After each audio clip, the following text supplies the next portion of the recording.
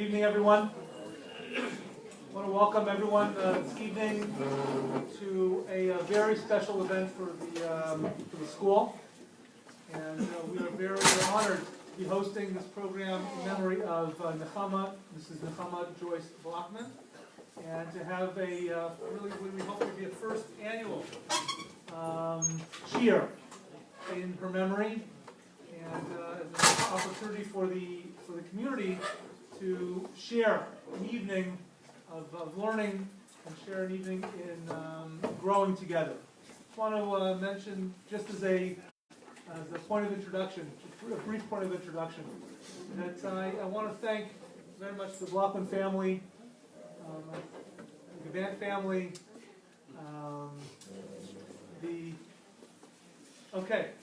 for their sponsorship of the evening.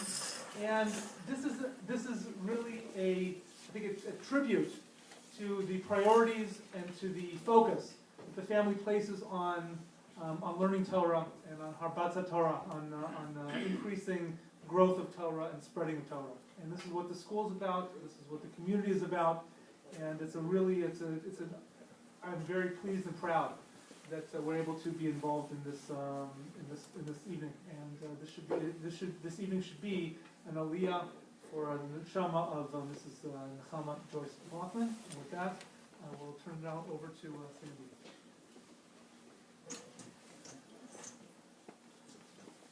Thank you, Rabbi Owen. My comments together here so I don't rattle on and prattle on. With the permission of Rishus Rabbanim in the community, thank you for allowing us this opportunity. I just want to share a few comments. As you know, most of you know I don't like to speak for very long, so the emphasis is on brief and short. As we escorted my mother, Joyce Blockman, Nechama Bas Shalom Yitzchak, Harani Kaparas Mishkava, to her final resting place on this earth, we made a detour to 3 locations. We stopped at the primary entrance to the Baron Hirsch. We stopped here at the school, at the Space Medrash. We stopped at the Young Israel of Memphis. And it's within this triangle, these 3 locations, that the essence of my mother's life occurred. However, it was the pivot. It was this central place of these 3 locations, the Marveling Hebrew Academy, Feinstein Yeshiva of the South, renowned the Cooper High School for Boys, this Space Medrash in particular, that received the majority of her efforts, her love, and her devotion to Hashem and His Torah. Therefore, as we mark her first Yortzeit, the anniversary of her passing, it is most fitting that it occurs here in the Beis Medrash and with words of Torah and inspiration. I want to thank the administration, the leadership of the Hebrew Academy, Rabbi Ben-Gioan, the head of school, Dr. Bradley Karasik, executive director, the leadership of the board, Aileen Cooper, El Presidente, and for allowing us to share this evening with you. I also want to thank the Memphis Community Kollel. Usually on Tuesday night, it's their Pack the Beis Medrash night, and they're an eclectic offering of classes, and they were very allowed us to interrupt their regularly scheduled program. So we've got a lot of people in here. I want you to know that every Tuesday night you're welcome back for an eclectic group of classes, and I want you to know, that they serve hot kugel and sometimes even children. So thank you for allowing us to interrupt and usurp your program. My mother, one of her strongest characteristics is she was always striving. She could never get enough. She was always searching for emes, for the truth. And maybe at this point she's gotten there. But I can tell you during her life she never stopped striving. She was never satisfied. And I thought with that in mind, before turning our attention to the main event this evening, I would share a short thought that was presented in the Sefer that my dear friends Bart and Cindy Ehrenkrantz gave me a few years ago. Bart knows of my special affinity for Torah Mabris, that is Torah thoughts and learning that come from the tradition of the Bris school. And this Sefer is named Shaila Torah by Rav Shimon Yosef Meller, and it's on Sefer Bereshis. And he makes a comment. This is actually his forward. This is not on Sefer Bereshis, but he makes a comment regarding the giving of the Torah, Matan Torah, and he points out a pasuk in Mishpatim.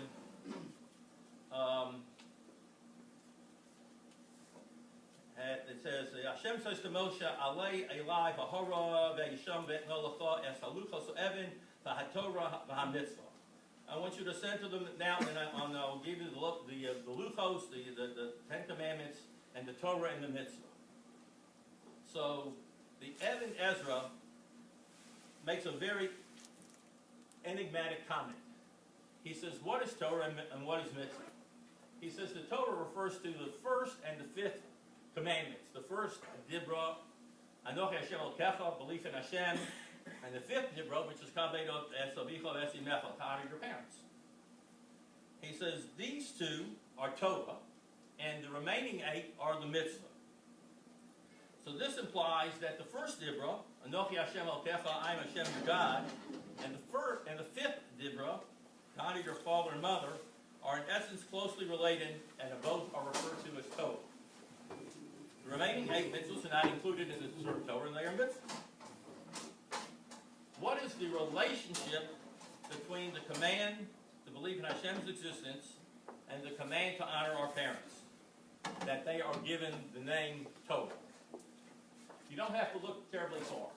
You can look in the parish of the Ramban, Nachmanides, on the Aseret HaDibros, and he notes, of course, that they were given on Shnei Luchos Sabres. They were given on 2 tablets. And there were 5 commandments on each. And on the first tablet, you have the mitzvos that are dealing with our relationship to Hashem, being Adam Lamokom. And the second tablet, they are the laws relating to our relationships among people, being Adam La'adam. So accordingly, you would think that it would be appropriate that the imperative to honor your parents would be grouped with the commandments governing interpersonal relationships.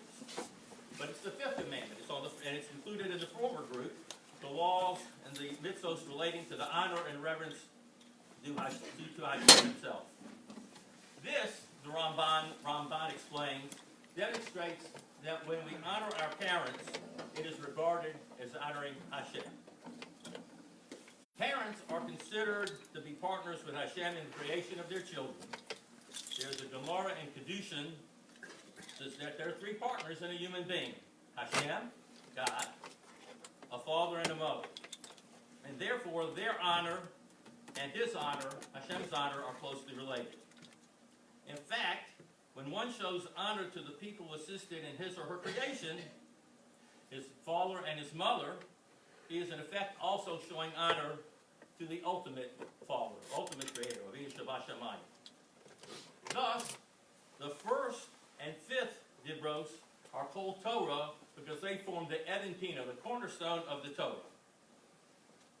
Honoring Hashem and having faith in Him is the purpose of Bria, of creation, and is the objective of all the mitzvahs. The Sefer HaChinuch, that is a book on the 613 mitzvahs, commandments. The author explains that a person's essence is greatly affected by one's external actions. A person's physical actions and behavior actually alter and transform his character and his neshama, his actual soul.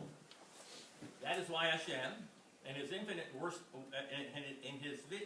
wisdom and mercy, granted us the opportunity to perfect ourselves by performing Taryag mitzvahs, the 613 mitzvahs. Each mitzvah generates a distinct and specific influence, and together they bring the mitzvahs bring a person to perfection. So in this vein, the mitzvah of honoring parents can be understood in a new light. The act of showing appreciation and honor for the ones who assisted in our creation, our parents, engenders deep feelings of reverence, awe, and faith towards their partner, Hashem, the ultimate creator. So not only is kibbut of an aim a facet of Anochi Hashem Elokecha, but that honoring one's parents in practice will serve as a gateway to proper recognition of Hashem himself. And with that, I will turn over the program to my sister. And I think everyone knows her, and Ellen Blockman, formerly of Memphis 20 years ago.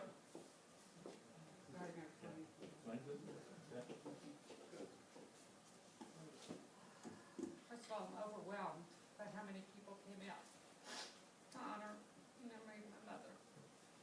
It means a lot to me, and know it would mean a lot to her. She would be mind-boggled.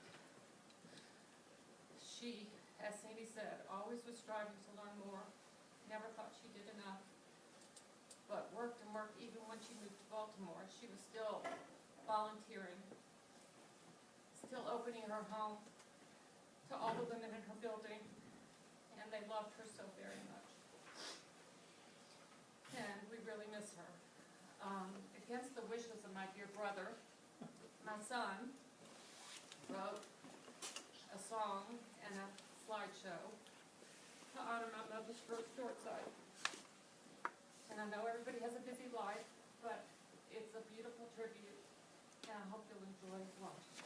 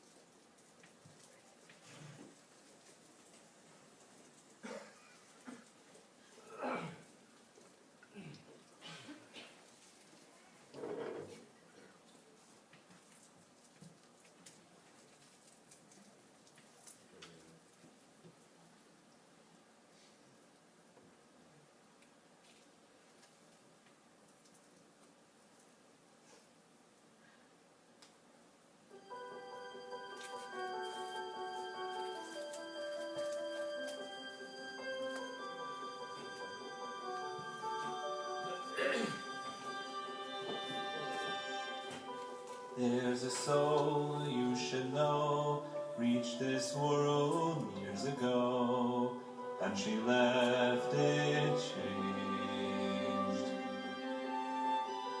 Through her words, through her ways, using wisely all her days, how we miss her so.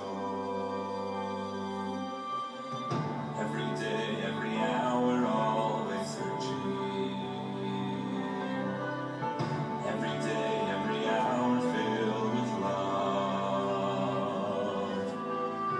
Didn't care if they called her crazy. Woke up every morning to plow on.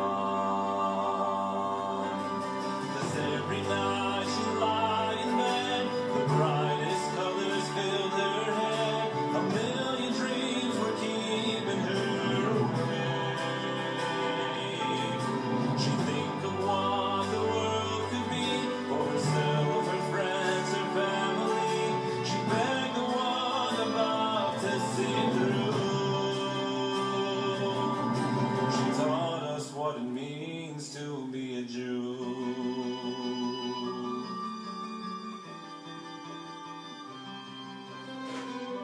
With true resolve and boundless will, she made her way up every hill, touching us along the way. And Barmeyat, Aseh Harbei, do what's needed, don't delay, even on a rainy day. Every day, every hour, always searching. Every day, every hour filled with love. Didn't care if they called her crazy. Woke up every morning to plow on.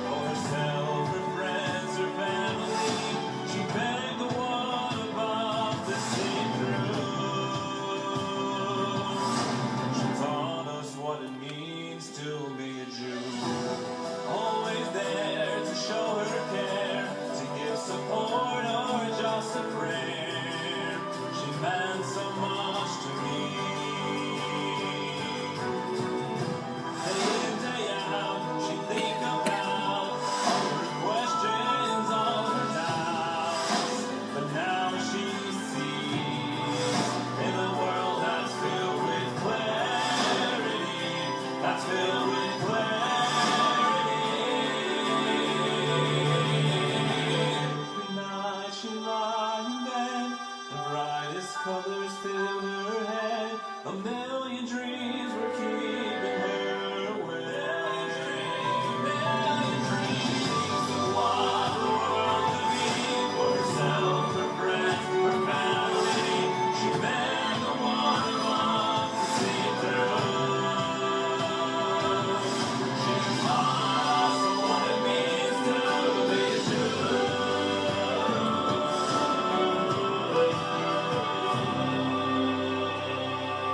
What it means to be a Jew.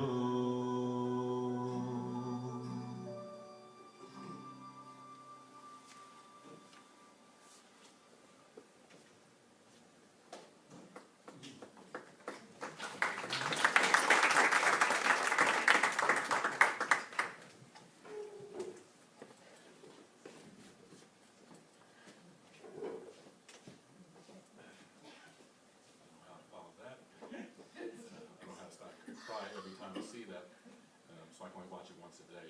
So for those that don't know me, it depends on how you know me, when you know me, why you know me. I'm Mars Gavat, Moshe Gavat, Josh's, Aaron, Jonathan, and Judah's Gavat's father.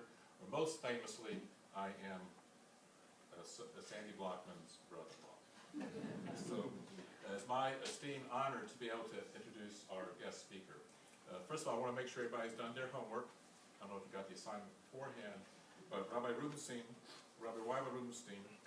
formerly of Glasgow and Manchester, Gateshead Yeshiva, and Liverpudlian Kollel, did I get that right, has an extensive resume, as I'm sure you've all studied in The Watchman, or seen on the beautiful advertisements. And it's all true.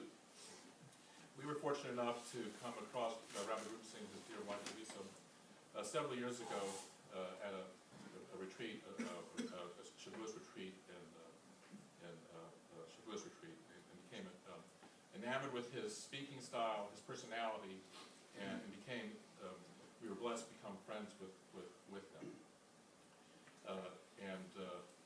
He is the thing that you will find, I hope, remarkable is his ease in giving over physic, and also his ease in challenging you to think and try to become a better person.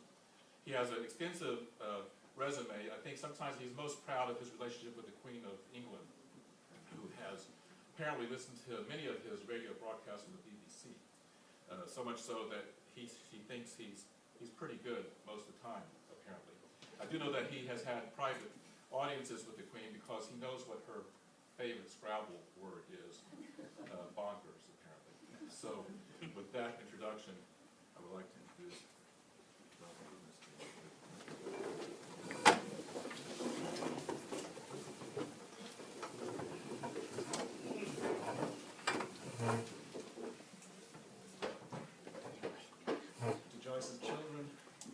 To Joyce's children, thank you very much for making me part of this very special event. There's an overwhelming Jewish idea, and it's a very simple statement. And the statement is, Is this working? More or less. Do you need this? No. Oh, yeah. I'll put it there because it looks good.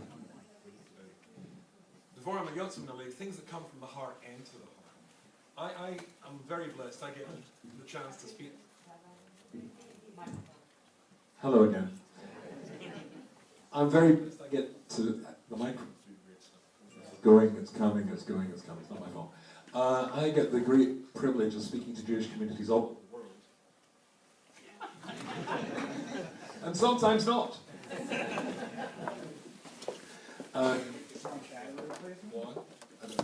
So I'll just keep shouting.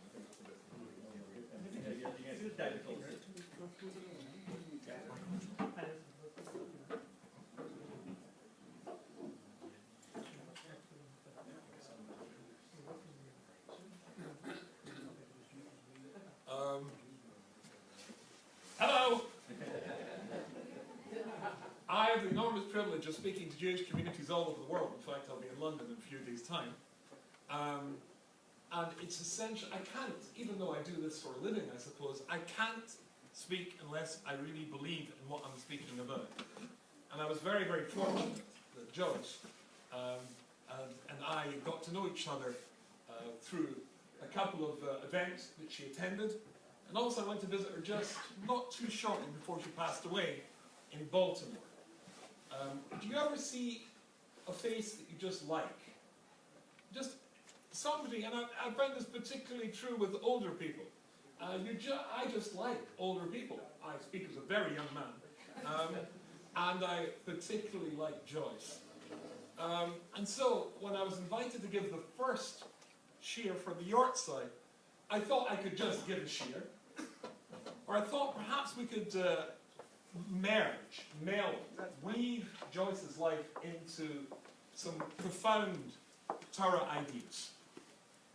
And when I was a young man, I spent 3 months living in Paris, in France. And of course, if you are going to be in Paris, there are certain things that you have to go and visit.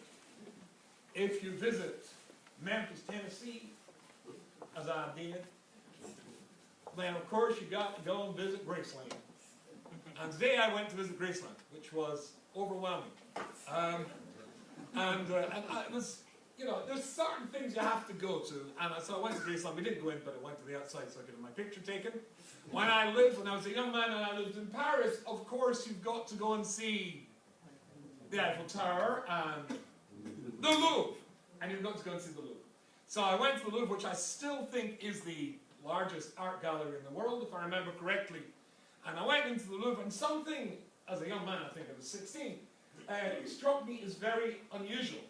There were young artists sitting in front of some of the greatest works of art, the most famous works of art in the world, painting. So they were sitting in front of the Mona Lisa, or various other works by Da Vinci, or other famous artists, painting and copying in meticulous detail the paintings that were on the wall. And I remember, because I was only 16, being completely puzzled by this. What's the point of painting something that's already there? I mean, you could take a picture, and it's already there, so what's the point of sitting there for days at a time, copying in minute detail what's already there? And then somebody explained to me what these young art students were doing, were trying to discover the technique of the master. How he directed his brush, how thick to make the paint, what direction was the brush stroke, down or up, and of course the general construction of the painting itself. That was what the artists were doing. Of course, there are different eras, different periods of art. There's the medieval period, the Renaissance period. There is the Impressionist period, the Expressionist period, surreal, abstract. Somebody called Shlomo Volin, in his beautiful Sefer Ali Shiur, says, unless you understand where a person lived and when a person lived, you will never be able to understand the person. We are, after all, only the product of our time and our place. That's where Hashem sent us to. And Reb Shamshon Raphael Hirsch, great leader of German Jewry, he writes in his Chorev, and the Chorev is a work which goes through all of the 630 mitzvahs, giving a philosophical explanation behind it. If you look in the chapter which talks about the statutes, then he comes to the mitzvah of avoiding sexual immorality. I can't remember precisely, maybe some of the rabbis of the Kala will remind me now, when Chorev was published, I think 1812, round about then. But he writes there, parents, don't forget that the moral degradation began when you were young. Be careful about your children. Guard who comes into the house. Know that this particular sin of immorality starts when a child is 9, 10, and 11, and he goes on at great length. And when I first saw this, I thought it very funny. What did you see on the streets of Frankfurt and Main round about 18 17, 18, 12. And if he's talking to the parents then, we're talking about people who lived in 1780 or 1790, when women wore skirts down to their ankles and their collars came to their chins. What did you see? And yet he considered that to be a challenging time from the point of view of morality or immorality. What would Reb Shimshon Full Hirsch make if he was looking at our world and our time? And maybe that's the reason why apparently when we go upstairs to have our lives judged, and we sit in front of the Bet Din Shomala, the heavenly court, who is it that constitutes the heavenly court that judges and assesses our performance in our lives? And I've seen it in several Jewish books. The great rabbis of your time, of our time. Because the rabbis of our time understand the challenges of our time. Reb Shimshon Full Hirsch, if you were to take the hard drive out of Y.Y. Rubinstein's head and put it into a computer and show the images that are there to Reb Shimshon Full Hirsch, he would not consider me to be a very good Jew. But I didn't do anything wrong, well, sometimes, but simply walking down the street in our world and seeing billboards with, well, you can imagine sort of things, that pictures in my mind, he would say I'm some sort of corrupt individual. No. I was just a Jew walking to yeshiva one day when there was a billboard of this lady not wearing too much or whatever it was. The tests of your time define who and what you are. If that's true, then I think that we have to consider all the elements that went into the picture that made up Joyce's life. Every brushstroke, every element to see it. And of course, we don't have time. How can you reconstruct somebody's life? But maybe the main thrust of the painting, of the work we can get a taste of, and the period that it was painted in, which of course is 1928. 1928 was a challenging time for Jews in the United States of America. The most wonderful introduction I know to Judaism, and I've always been jealous. It was one of my great ambitions in life, that Herman Wout's wonderful book, This Is My God, that I would one day write a book better than Herman Wout's This Is My God. Surely I could make a better introduction. Well, I'm on my 12th book at the moment, and I've never come anywhere near equaling Herman Wout's book, This Is My God. He beautifully explains the challenge that faced American Jews round about 1928. He talks about the Cheder system. It's a very interesting thing. Wherever I go in the world, I ask, you do that sort of thing when you're asking for a reaction, word association, black, white, or what comes into your mind if I say this. I sometimes ask Jewish audiences, what emotion, what feeling, what reaction do you have if I say the word cheder? And usually people go, ugh. And certainly in This Is My God, Herman Wout points out that the cheder was probably the death blow of American Jews. The death blow for American Jews. They came over from their Heim. They were the children in 1928 and the grandchildren of people who came here. They had to go to public school. The public school was beautifully appointed, with teachers who were qualified, with nice books. After school, they had to go to cheder. The cheder, he writes, was usually taught by a failed Melamed, somebody who was frustrated with his lot in life, so very quick to offer reproof or correction on the back of his hand, slapping a kid, with books that were tattered and swearing that were falling to bits. He writes, I can't remember verbatim what he wrote, but the theme was, the general thrust of his argument was, the contrast between the two could not have been greater, and people fled Judaism in their tens of thousands. 1928 was a time when Jews fled. This was the Golden Medina. Wow, this is fantastic. But Joyce's family were not fleers. They did not flee. And that's quite interesting. That was quite a challenging time. One of the great commentators in the Torah, somebody called Rabbeinu Bachai. Rabbeinu Bachai says an incredibly interesting thing. Before you and I were born, when we were up there in heaven, then Hashem tells us precisely and exactly what our lives are going to be. Interesting idea. How long we will live, the challenges of that life, who we will marry, and eventually when that life will end and we'll go back upstairs, and how it will end. That's what Rabbeinu Bachai says. But I found recently something which got me incredibly excited. There is a Sephardi Kabbalist, or was a Sephardi Kabbalist, going back to the 16th century or so.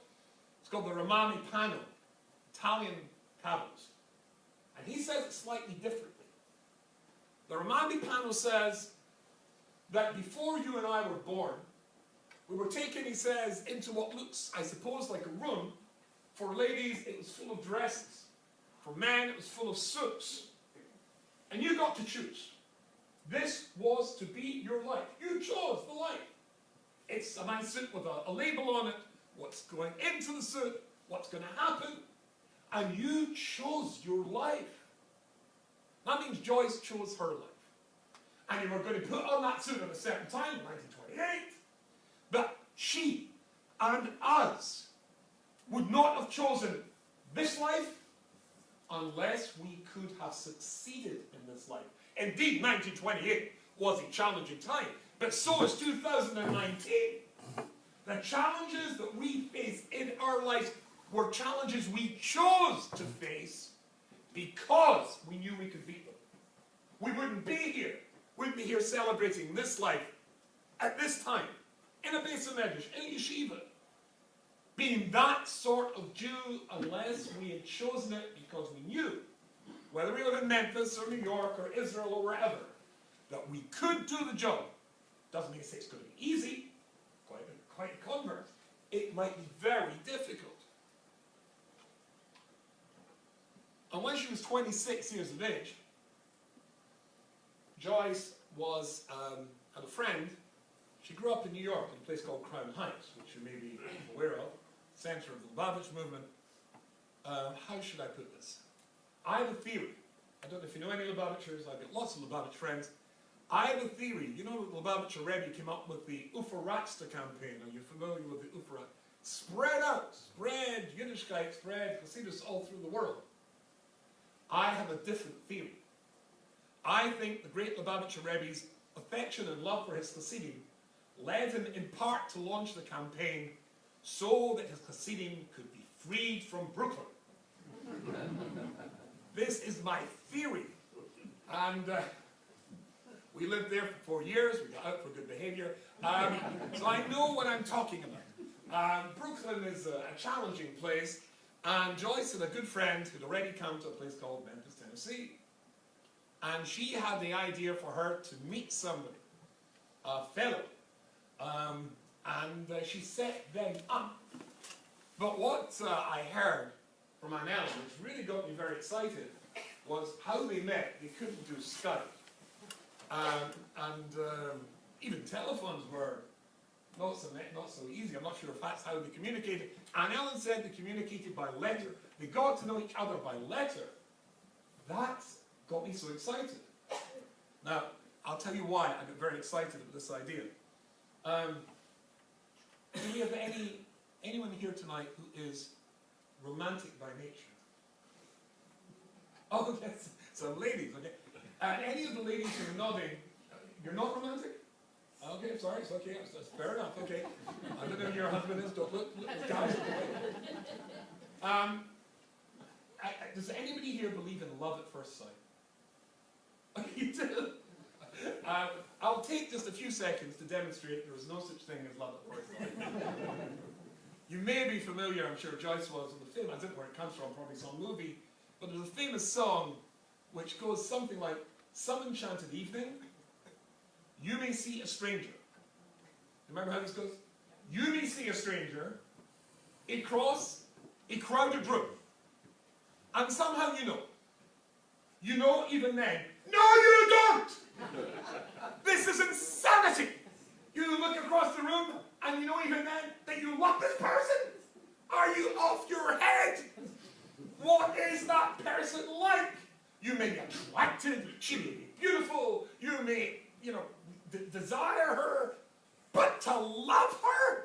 What's she like? The Gemara in Megillah says, in Yud Gimel, there was 3 most beautiful women in the world. The 3 most beautiful women in the world, anybody know? So the Kalmar rabbis all start showing off. He's just causing trouble. I want it in the right order. Sorry, Maynard, yes. Abigail. Esther! To which the Gemara says, Esther! As they say in Latin, don't be ridiculous. The Gemara says she'd a green hue. She didn't look so pretty. The Gemara seems to back up. Okay, fair enough. In that case, we'll replace Esther with Vashti. Vashti, Adolf Haman's wife. As evil as Haman was, a precursor of Hitler, then Haman was that precursor, but his wife was worse. But if you walked in here, a man walked in here and she was, and Vashti was taking his arm, the guys might go, wow! How did he manage to meet the most beautiful woman in history, number 3? But what was she inside? Wasn't a person, was she in the inside? It's a beautiful story my brother-in-law told me. He used to live in Bayat Began. There's a lady living in Bayat Began. I'm not sure the name of the condition. She's extremely brilliant. She is an academic. She is wheelchair bound. And there was an American PhD student who wanted to do research in her field.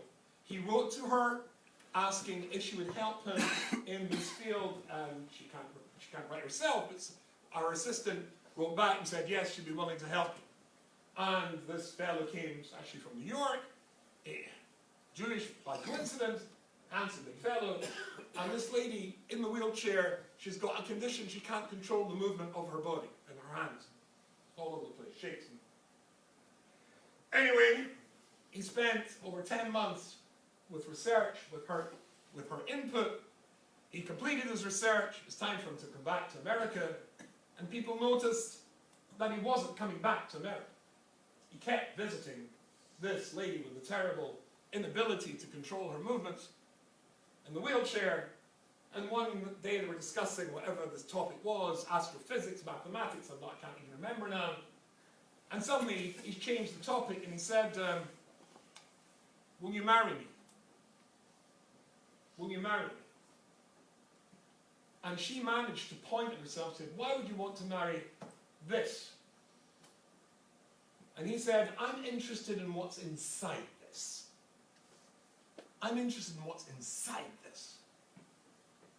And as Anne Ellen pointed out when she was showing me a collection of photographs, some of which you perhaps saw on the screen a few moments ago, that her mother was, as a young woman, a very beautiful woman. And when I saw the picture, it was obvious to me that her father was an extremely handsome fellow. And I thought to myself, it's a good job that they met each other in the form of a correspondence first. Because had they met each other in the normal way of human beings, any man would have been blown away by this beautiful young woman, any young woman would have been blown away by this incredibly handsome fellow, and maybe not have persevered to see what's inside that external beauty, which indeed was something very special.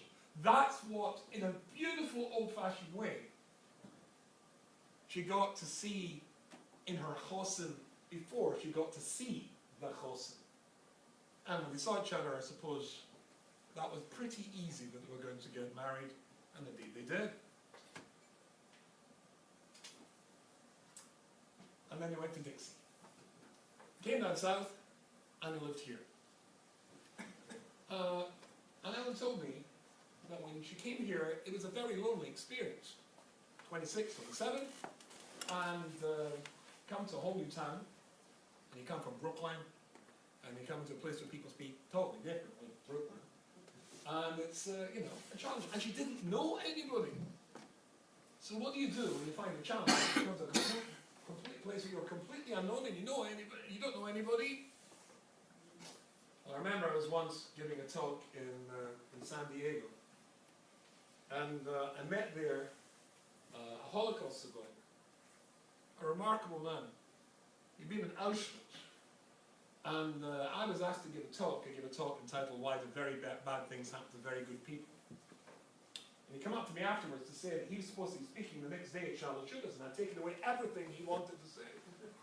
But I wanted to hear what an Auschwitz survivor would have to say on the topic of why do very bad things happen to very good people. Quite amazing.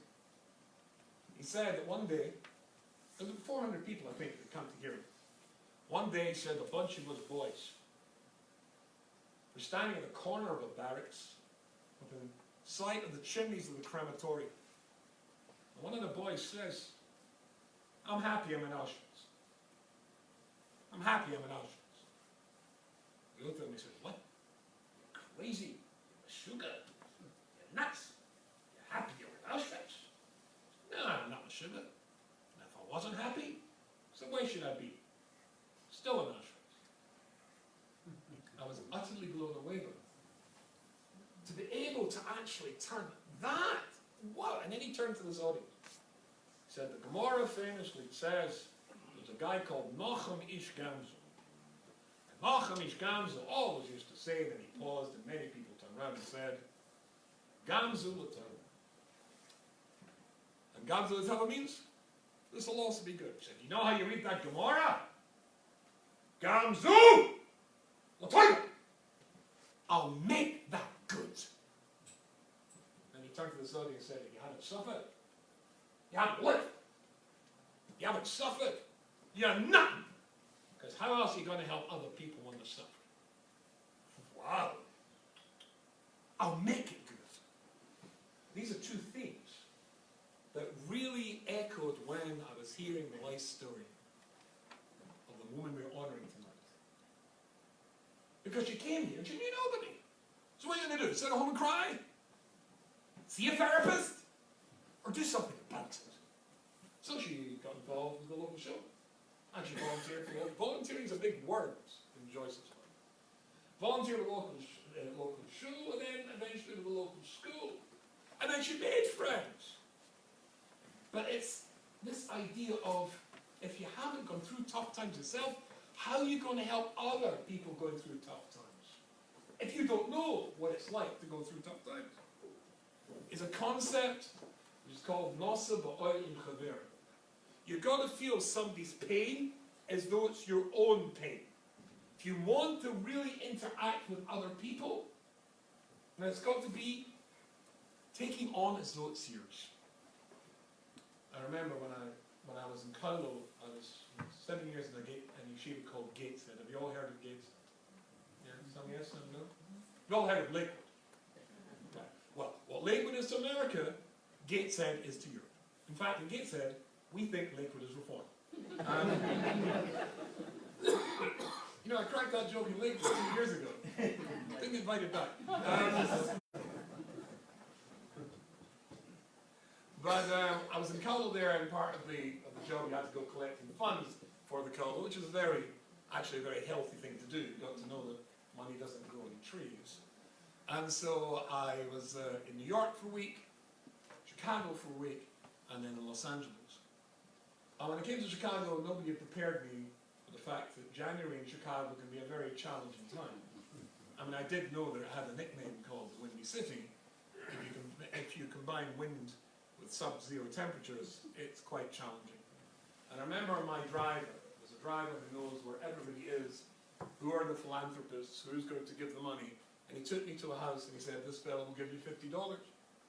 I went to the front door. You had to climb over the great piles of snow. I got to the front door. I was absolutely freezing. And I rang the doorbell, and after 2 rings, the door opened. There was a lady standing there who looked even colder than the snow. Yes, she said to me. I said, oh, my name's Rabbi Rusin. I'm in Liverpool, Colo. Nobody's been paid for the last 6 months. I wondered if I could see, I can't remember the name of the husband, Mr. Cohen. He said, do you have an appointment? I said, no. He won't see it. I said, could I make an appointment? No. So, and at this point, my posh accent my English accent was falling away fast. And I said, look, I've come all the way from England. absolutely frozen. Do you think you could just ask him? So she looked at me and she said, stay there. Stay there. Build an igloo. And off she went, and she called her husband. He was upstairs, and then she turned, I'm coming, she said. So I came in, I could have crawled in, I was feeling so small. She called up the stairs to her husband, David! David! And I said, yeah, what is it? Somebody here to see you. Who is it? I don't know, some guy collecting. Tell the bum I won't see him. Came the voice from the top of the stairs. I did not feel good. Although, she gave me $50. But I have to tell you, the posset says in Mishpatim, in kesef salve esami, if you lend my people money, says God to the Jewish people, hese oni imoch, the poor person with you, then it goes on to say you mustn't charge interest, etc. Rashi says, why does it say the poor person with you? Rashi says, Histakel ba'atzmecho ki'ilu ato oni. Imagine you're the poor person. If you want to do the mitzvah of chesed properly, you've got to see yourself as though you're the person standing at the door, freezing. And then your reaction and then your welcome is going to be totally different. Then you'll see it as being a different thing altogether. But when Moshe Rabbeinu is up to Mount Sinai to get the Torah, he sees a Shem, and he's sitting in his throne, and underneath there is a floor which is made of sapphire bricks. Rashi says, what's that about? It was to remind God that all the time that the Jews were in Egypt, they were enslaved, and they had to make structures for Pharaoh out of bricks. The bricks in the floor were to remind God of the fact that Jews were enslaved in a very harsh regime, building stuff with bricks. Now there is a problem with that. I'm sure you can figure it out. What's the problem? God doesn't need any reminding. He doesn't need an alarm. Oh, I forgot. Oh, no. He doesn't forget anything. So what does it mean that the bricks were there to remind God of our situation? God doesn't need a reminder, but Moshe had to be shown that if you want to understand other people's situation, you've got to picture it. You have to have a picture in your mind. But you can only have a picture in your mind if you know what a picture is. If you've been in that situation yourself. And it's funny because I was talking to somebody just earlier today. Sadly, I had to leave a little bit early. How? He said when he first came to this town, then the person, the home that was the most welcoming, that wanted him to come, where he found his first open door and big white smile, was the home of the lady who we're honouring tonight. Because she knew what it was like to come to a town and not know anybody, and struggle, at least initially, to make friends, and to take this mitzvah of noisiv oilam chavero, taking somebody else's situation and their difficulties and turning it into something positive. Gamzu, I'm going to make that into something good. That's a remarkable quality to have. To help other people. And you know, when I was in London once, I was going down to London. I was living still in Manchester, in England. I'm down to London. And I made an enormous mistake. I left my hat at home in Manchester. And I was saying, Shiur, now, as you know, as an ultra-Orthodox Jew, I mean, you just don't qualify as a rabbi unless you have a hat. So how was I going to do this? So I asked my family, I was living in a place called Golders Green, and where's the best place to get a hat? Another area called Stamford Hill, which is about a half-hour, 40-minute drive. So I phoned the place where the hats were to be found, and a little Hasidic fellow picked up the phone, and I said, I'm looking for a Borsalino, of course. And what size? 7¼ would you have such a hat? And he said, yes. I said, I'll be over in 40 minutes. Came to the door was bolted, a very bad area of town. He'd been mugged apparently a couple of times. Pulled back the bolts, he took me in, bolted the door again. He said, you're the fellow who phoned? I said, yes. He said, come in. And he pulled out a whole pile of Borsalino. Put them down. And he said to me, "Dies to haben a glass tea. Would you like a cup of tea? Or maybe a cup of coffee?" I said, "I don't want to trouble you. Let me make you a cup of coffee." I said, "Please, Rebbe," he said. "Let me make you a cup of coffee." Okay. And into the back of the store. He comes back A minute later, with 2 styrofoam cups of coffee, the first hat he showed me was perfect. And then we started to schmooze. Or as he was a Hasidic Jew, I should say we started to schmeeze. And he said, what do you do for a living? I said, I'm in the religion business. And then he started to talk about himself. And he and his wife had had a little baby boy about 8 years previously. And this little baby boy had been born with everything wrong that a child could possibly have when it was born. The child was born blind. The child was also born paralyzed. Well, the sinews, I don't know the name of the condition again, but the sinews that stretched like an elastic band to allow movement, contraction, and expansion of limbs, instead of being elastic and supple, they were rigid. The child was born paralyzed. This was as bad as it could be. They went to see surgeons, and the surgeons said they could help, but it would mean, really, a childhood of surgery. One surgery after the other. You can cut a zigzag. Think of the Achilles tendon. It's like a ribbon. Cut a zigzag, and it can stretch. We'd have to have lots of such operations. This would not take place until the child was about 3 years of age. And when the child was 2, there was a doctor who came, who practiced alternative medicine. He was a Japanese doctor, based in Chile, in South America, in Santiago. And apparently he had specialities in this field. Somebody said you should go and see him. So he went. He said, no, I'm only in town for 2 weeks. But we'll start. If you see success, then you'll come to Chile. And after 2 weeks, they could see progress. They decided they were going to go to Chile. The doctor was back to Chile. And then the little Hasidic hat salesman went to get 2 tickets, or 3 tickets to Chile. And of course, a little Hasidic hat salesman goes to a little Hasidic travel agent to get his tickets. So he explained what he's looking for, 3 tickets to Chile, and his friend said, "Bist in Michigan? Are you off your head? Chile? Michigan, Gansen? What are you going to do with kosher food? What are you going to do with Shabbos? They kidnap people off the streets in Chile, you mad? Why aren't you going to go to Chile?" And that was that. And so they just waited for the first of the many surgeries, predicted surgeries for his child. But 6 months later, he got a phone call just like mine. And the phone call was from a Rosh Yeshiva, Israel, who was there collecting in London, and he had also come without a hat. And so he arrived at the fellow's store, he pulled back the bolt, he took him in, he bolted the door, he brings out the hats, the sort of Rosh Yeshiva hats, called Homburg hats. Puts them there and he says to him, "Would you like a cup of coffee?" And he says, "Okay." And he comes out with 2 styrofoam cups of coffee. He likes making coffee, this little Brazilian Jew. And so he says to the Rosh Yeshiva, "What brings you to London?" He's collecting for his yeshiva. Forgive me asking, how come you come without a hat? He said, "Well, I'll tell you the truth. The taxi came late, and when the taxi came late, I rushed out. My cases, it was touch and go, and I'd get the plane in time, and I left my hat. I didn't have time to go back for it." "Oh, fine." He said, "And after London, you go back to Israel?" I said, "No, I'm going to New York, collecting in New York." And then no, after that I'm going to South America. South America? Where? Chile. There are frum Jews in Chile? Of course. And he told them the story of his son.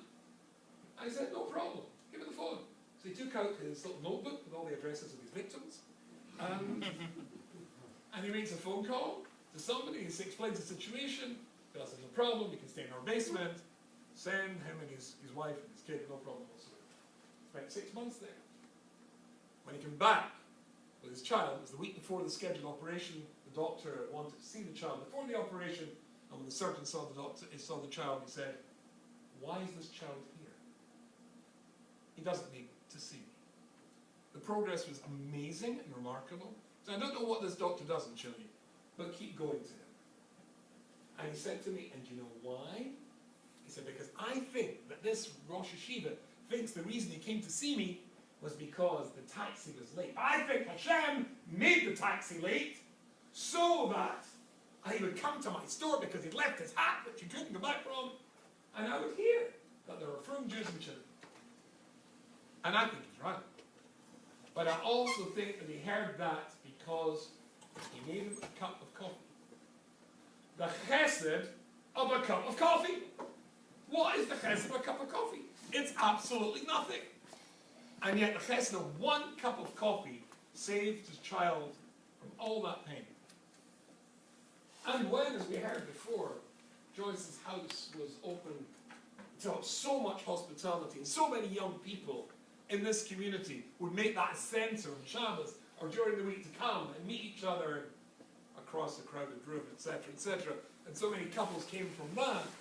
But how much schar, how much reward do you think is generated by a lifetime of chesed? It must be enormous. It must literally be enormous. And as Anne Ellen, as her daughter just said a few seconds ago, when she went, not too many years ago, to Baltimore, this very old lady decided that she would volunteer, because she likes volunteering, to help old ladies and old gentlemen in Baltimore.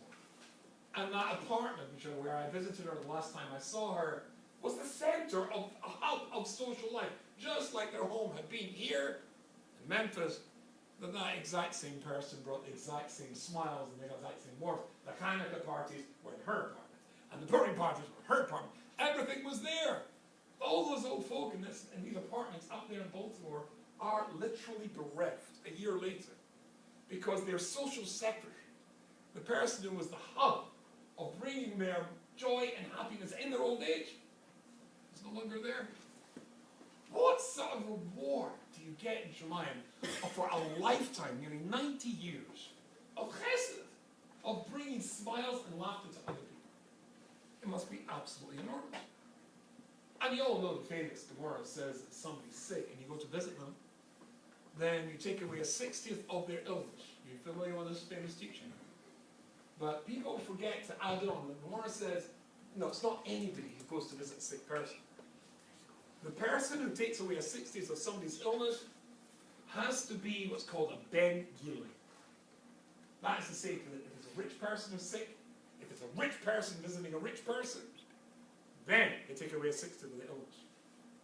If it's an old person visiting an old person, or a young person visiting a young person, then you take away a 60th of the illness. Why? Because for whatever reasons, beyond the remit of this talk, they decided in heaven that a person should have X amount of suffering. That means X, not X plus 1 or X minus 1. X amount of suffering. But if you go there and you are a Ben Gili, well, what do you think a rich person visiting a rich person who's lying there very sick is going to say to themselves? Or a young person visiting a young person? Or an old person visiting an old person? What are they going to say to themselves when they're visiting such a person? It could be me. It could be me. 4 words. And because you see it, it could be you. It upsets you. And you take away a bit of the pain that was given to them. Because you feel for them. And you see as though you are them. It's the difference between those two very commonly connected English words, sympathy and empathy. Both come from the Greek word pathos, meaning to feel. But sympathy means I feel sorry for you. The empathy is I feel I am you. And when Joyce came here and started the whole new community, she experienced that. And she was able to project that onto other people. And when she's an old person, then of course she's a Ben or a Bas Gila to all those other old people. And brought so much happiness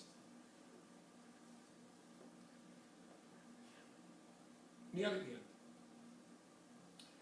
Yehuda, Yaakov's son Yehuda, is the son who was designated to be the royal household, to found the royal household of Klal Yisrael. Why? Because he had a particular Jewish characteristic. The characteristic was something called Haidah. Haidah is a willingness to accept that it's not all about you, it doesn't all come from you. Where did he get this characteristic from? This is an essential characteristic for a king. You all know the phrase, power corrupts and absolute power corrupts absolutely. There is nobody who needs to be able to see that it's not all me than a king, or being a king will corrupt you. Where did Yehuda get the koyach, get this energy of Haidah from? His mother. His mother. Because there were Yaakov's 4 wives. I have to tell you incidentally, I've never understood, even as an Orthodox, fully qualified rabbi, the concept of polygamy in the Torah. After all, more than one wife means more than one mother-in-law. Yaakov Avinu has 4 wives, and they're all prophetesses. That means that each and every one of them could assume that they are going to be the mother of how many children? As they know he's going to have 12? 3.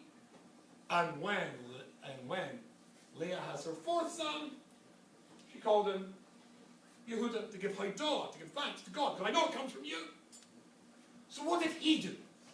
What did Yehuda do to make him so special? All he did was inherit a quality from his parents. We all get qualities from our parents. We get our looks from our parents. We get our gifts from our parents.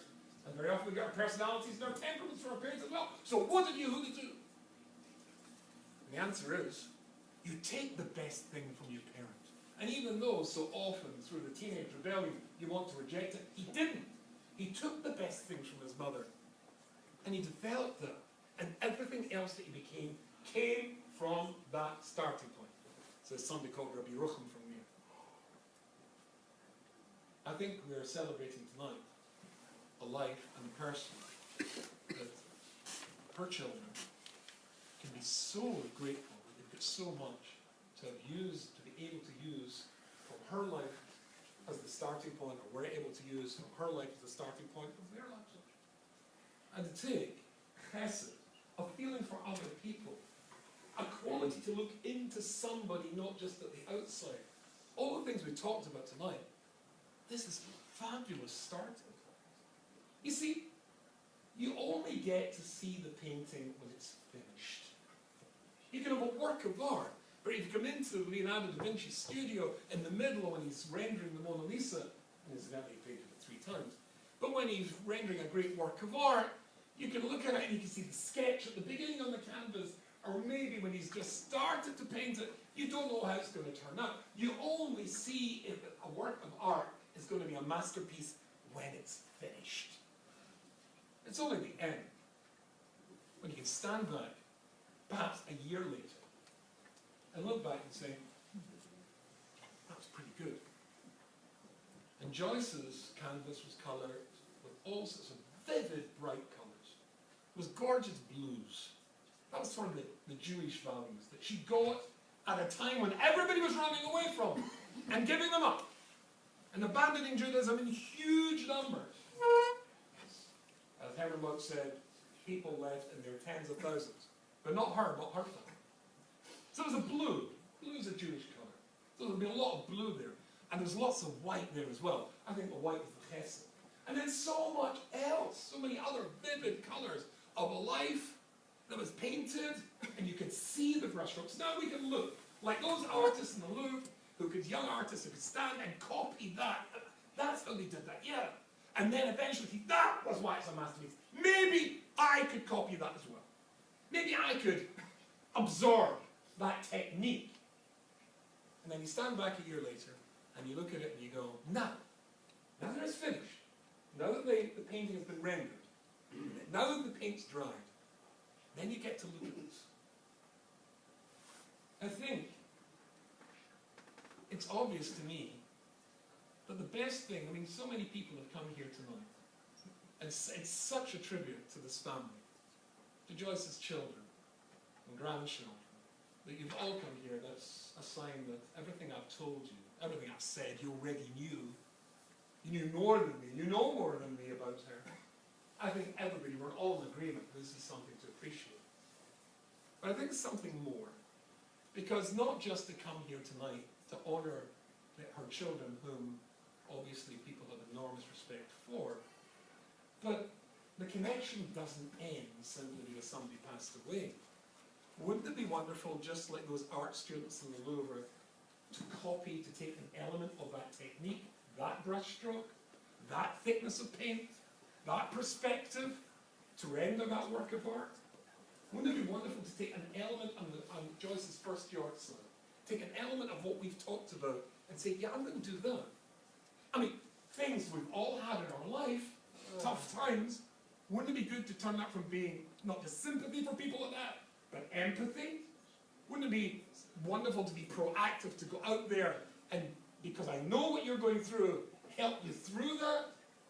Wouldn't it be wonderful to take all of her chesed and the open house and the smiles and looking after other people and volunteering, just everything we said, and become, as it were, the pupil studying the master, or in this case the mistress? Wouldn't that be a wonderful way to honour a wonderful person on her first Yorkshire, where they can stand back and see the candles? To go away to that and just say, no, that was nice to go there and to remember that. But I want to take something that we reminded ourselves tonight about her and do something. And the next week, straight away, make a commitment. A little bit more chesed. Those Jewish values that she took to so much. We heard of the Shiur that we all have here on this night every week. And the nice thing, come back and do a bit of Jewish learning. Strengthen that Jewish stayingness when so many were leaving. Looking after people who are like you in your situation. Could be a better way of honouring the memory of somebody who really produced a life. It was a masterpiece. Truly. Every Jew is. Not every Jew gets to show it. Joyce did. And therefore, I think we should all share in that beautiful life and that beautiful picture we've seen tonight. Take a bit of it. Paint our own little miniatures, our own copies.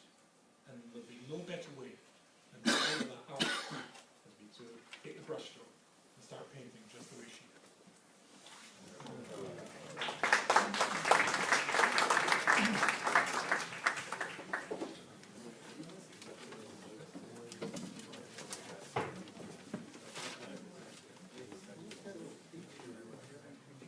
Thank Rabbi Rubin very much, Shkoyach Zaparuch, and we'll in just a couple moments we'll have Mara.